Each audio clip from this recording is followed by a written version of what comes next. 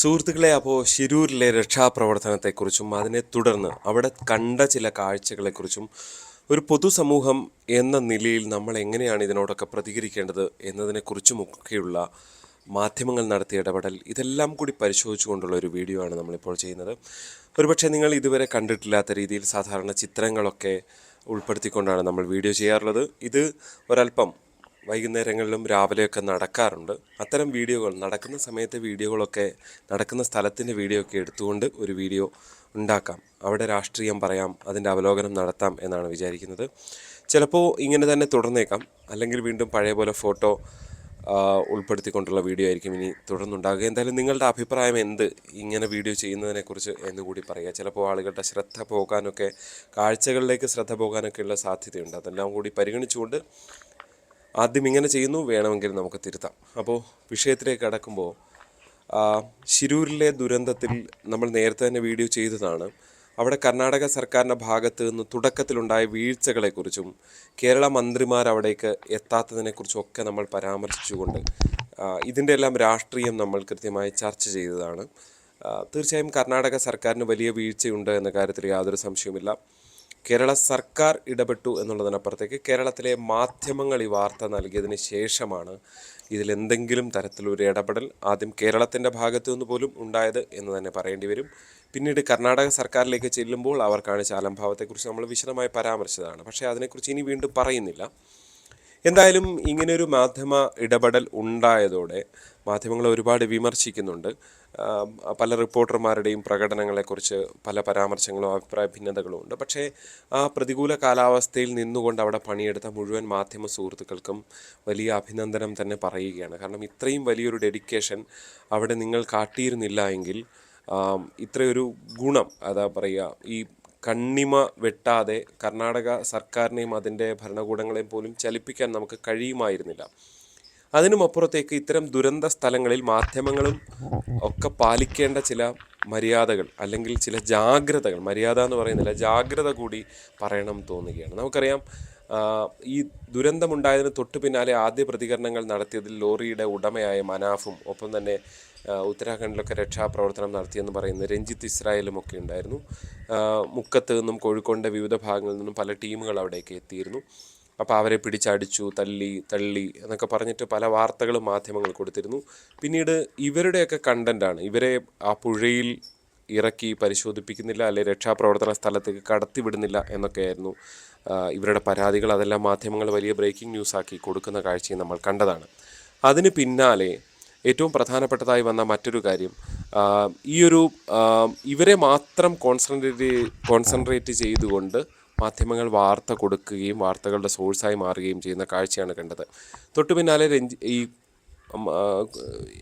അർജുനൻ്റെ കുടുംബമടക്കം, സൈന്യത്തെ അടക്കം, അമ്മയടക്കം വൈകാരികമായി പറയുന്ന കാഴ്ച കണ്ടു. കാരണം അവർ ഈ ടെലിവിഷൻ കാഴ്ചകളാണ് കാണുന്നത്, അവിടെയൊന്നും നടക്കുന്നില്ല എന്നൊക്കെയുള്ള കാഴ്ചകളാണ് ഫലത്തിൽ കാണുന്നത്. പക്ഷേ യഥാർത്ഥത്തിൽ അന്ന് തന്നെ തോന്നിയിരുന്നതാണ്, ഈ ഒരു ഗംഗാവലി പുഴയിൽ രക്ഷാദൗത്യം അത്ര വലിയ, നമ്മുടെ കേരളത്തിൽ അത്രയും വീതിയുള്ളൊരു നദി ഉണ്ടാകുമോ എന്ന സംശയമാണ്. അപ്പോൾ ഭാരതപ്പുഴയിലൊന്നും വെള്ളമില്ല, അത്രയും വലിയ പ്രളയകാലത്തൊക്കെ നിറഞ്ഞൊഴുകുന്ന കാഴ്ച കാണാം. അതാണ് നമ്മൾ കണ്ടിട്ടുള്ള കാഴ്ച. അവിടെ നേവിയുടെ സ്കൂബ ഡൈവേഴ്സിന് പോലും അതിശക്തമായ അടിയൊഴുക്കിൽ പിടിച്ചു നിൽക്കാൻ കഴിയുന്നില്ല. ചിലരുടെ പ്രതികരണങ്ങൾ കണ്ടത് തങ്ങൾ തുഷാരഗിരിയിലെ വെള്ളച്ചാട്ടത്തിൽ പാറയിടുക്കിലൂടെയൊക്കെ പോയി അവിടെ വീഴുന്ന മനുഷ്യരെയൊക്കെ പൊക്കിയെടുത്തിട്ടുണ്ടെന്നാണ്.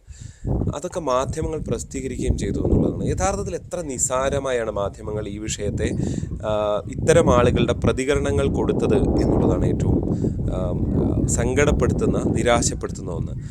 ഇതിൽ ഈ പട്ടാളത്തെയൊക്കെ കുറ്റപ്പെടുന്ന രീതിയിലേക്ക് ആ കുടുംബം എത്തിയതിൻ്റെ പ്രധാന കാരണം ഇത് തന്നെയാണ്.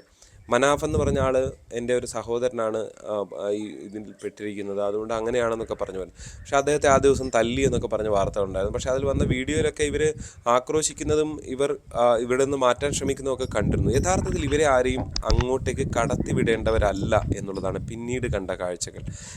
ഇതിൻ്റെ തെരച്ചിലിൻ്റെ ഒടുവിൽ നമ്മൾ എത്തുമ്പോൾ മനസ്സിലാക്കേണ്ട ഒരു കാര്യം, അത് എടുത്തു പറയാനുള്ള കാരണം, ഈ ഒരു സംഭവത്തിൽ ഇവർ പറഞ്ഞതുപോലെയൊന്നും അല്ല. ഇവർ പലയിടത്തും ആദ്യം ഒരിടത്ത് തിരയണമെന്ന് പറയുന്നു, അവിടെയാണ് വണ്ടി ഉണ്ടായിരുന്നതെന്ന് പറയുന്നു. അങ്ങനെയൊക്കെ പറഞ്ഞുകൊണ്ട് ഈ രക്ഷാപ്രവർത്തകരെ അടക്കം മിസ്ലീഡ് ചെയ്യിപ്പിക്കുന്ന തരത്തിലേക്ക് കാര്യങ്ങൾ എത്തുന്നു. ഈ ഫോൺ ബെല്ലടിച്ചിരുന്നു, പിന്നെയും 2 ദിവസം കഴിഞ്ഞും ബെല്ലടിച്ചിരുന്നു എന്ന് പറയുന്നു. ഇതിൽ നിന്ന് ഈ ബെൻസ് ലോറിയിൽ നിന്ന് സിഗ്നൽ അതിൻ്റെ GPS ഓണായിരുന്നു എന്ന് പറയുന്നു. യഥാർത്ഥത്തിൽ ഇതൊക്കെ ഈ അപകടം നടക്കുന്നതിന് മുൻപുള്ള കാര്യങ്ങളായിരുന്നു. ഏറ്റവും ഒടുവിൽ മനാഫ് പറയുകയാണ് താൻ എവിടുന്നോ കേട്ട കാര്യം താനങ്ങ് പറഞ്ഞു എന്നേ ഉള്ളൂ, തനിക്ക് നേരിട്ട് വിവരമില്ല എന്ന് പറയുന്നു. ഏറ്റവും ഒടുവിൽ ഈ ബെൻസ് ലോറി കമ്പനി അടക്കം അതിൻ്റെ കൃത്യമായ വിവരം നേവിക്കടക്കം കൊടുത്തിരുന്നു. ഈ സ്ഥലത്തൊക്കെ വളരെ ഗൗരവത്തോടുകൂടി ഇന്ത്യൻ ആർമിയും നേവിയും NDRFും ഒക്കെ പ്രവർത്തിച്ചു എന്നുള്ളത് അവർക്ക് വലിയ ബിഗ് സല്യൂട്ട് കൊടുക്കുകയാണ്. ഇത്രയധികം പ്രതികൂല കാലാവസ്ഥയാണ്, വീണ്ടും അതേ മണ്ണ് ഇടിഞ്ഞ് ഈ മനുഷ്യരുടെയൊക്കെ മുകളിലേക്ക് വീണേക്കാവുന്ന ഒരു സാഹചര്യമായിരുന്നു. അതുകൊണ്ടാണ് മറ്റ് രക്ഷാപ്രവർത്തകരെയൊക്കെ ഈ കേരളത്തിൽ നിന്ന് പോയവരെ ആരെയും താഴ്ത്തി കെട്ടുകയല്ല. പക്ഷേ ഓരോ സ്ഥലത്തും ചെയ്യാൻ പറ്റുന്ന ഓരോ സാഹചര്യം. ഇപ്പോൾ കേരളത്തിൽ നടന്ന പല ഉരുൾപൊട്ടലുകളിൽ എത്ര ഇതിലേക്ക് ഇടിഞ്ഞു വീണു എന്നുള്ളതും അതിലെത്ര ദുരന്തമുണ്ടായതും ഒക്കെ നമ്മൾ കണ്ടിട്ടുള്ളതാണ്. ഇപ്പോൾ പെട്ടിമുടി ദുരന്തമടക്കം നമ്മൾ കണ്ടിട്ടുള്ളതാണ്. പക്ഷേ അതിനൊക്കെ അപ്പുറത്തേക്ക് ഇതൊരു താഴെയൊരു റോഡിൽ നിന്നുകൊണ്ട് ഇടിഞ്ഞിരിക്കുന്ന മലയുടെ താഴെയാണ് ഇവർ ഈ പണിയെടുക്കുന്നത്. ആ സ്ഥലത്തേക്ക് ഈ സാധാരണ സിവിലിയൻസ് ആയിട്ടുള്ള വല്ലാതെ ട്രെയിനിങ് ഒന്നും കിട്ടിയിട്ടില്ലാത്ത മനുഷ്യരെ കൂടി പറഞ്ഞു വിടാൻ അവരെ സംബന്ധിച്ച് കഴിയില്ല. സ്വാഭാവികമായും അവരവിടെ തടയുകയും ചെയ്തു.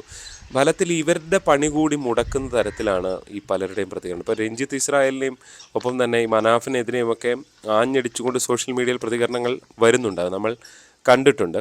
പക്ഷെ അതിനൊക്കെ തുടക്കം ഇത്തരം ആളുകളെ ഫലത്തിൽ മാധ്യമങ്ങളാണ് അകറ്റി നിർത്തേണ്ടിയിരുന്നത് എന്ന് കൂടി ചോദിക്കുകയാണ്. മാധ്യമങ്ങൾ അവിടെ നടത്തിയ പ്രവർത്തനത്തെക്കുറിച്ച് പറയുമ്പോൾ തന്നെ ഇത്തരം ആളുകളുടെ വാർത്തകൾ, പ്രതികരണങ്ങൾ, ഇവരെന്തോ ഒരു ആധികാരിക സോഴ്സാണ് എന്ന നിലയിൽ വലിയ രീതിയിൽ അവരുടെ വാർത്തകൾ നൽകുന്നത് അതൊരു തരത്തിലും ഈ രക്ഷാപ്രവർത്തനത്തെ സഹായിക്കില്ല, മാത്രമല്ല ദോഷകരമായി ബാധിക്കുമെന്ന ചിത്രമാണ് നമ്മൾ ഷിരൂരിൽ നിന്ന് കണ്ടത് എന്നുള്ളതാണ്. ഇനിയെങ്കിലും ഇത്തരം സംഭവങ്ങളിൽ വഴിയിൽ നിൽക്കുന്നവരുടെ ഒക്കെ പ്രതികരണമെടുത്ത് അവരുടെ വൈകാരികമായ പ്രതികരണങ്ങൾ എടുക്കാം, അവരുടെ സങ്കടങ്ങൾ എടുക്കാം. പക്ഷേ അവർ ഭയങ്കര സാങ്കേതിക പ്രവർത്തകരാണെന്നാണ് പറയുന്നത്. കേരളത്തിലെ പല മുങ്ങൽ വിദഗ്ധർ എന്നൊക്കെ പറഞ്ഞിട്ട് പലരും വന്നിരുന്ന് പല അഭിപ്രായങ്ങളും ടെലിവിഷൻ ചാനലിലും പറയുന്ന കാഴ്ചയും നമ്മൾ കണ്ടു.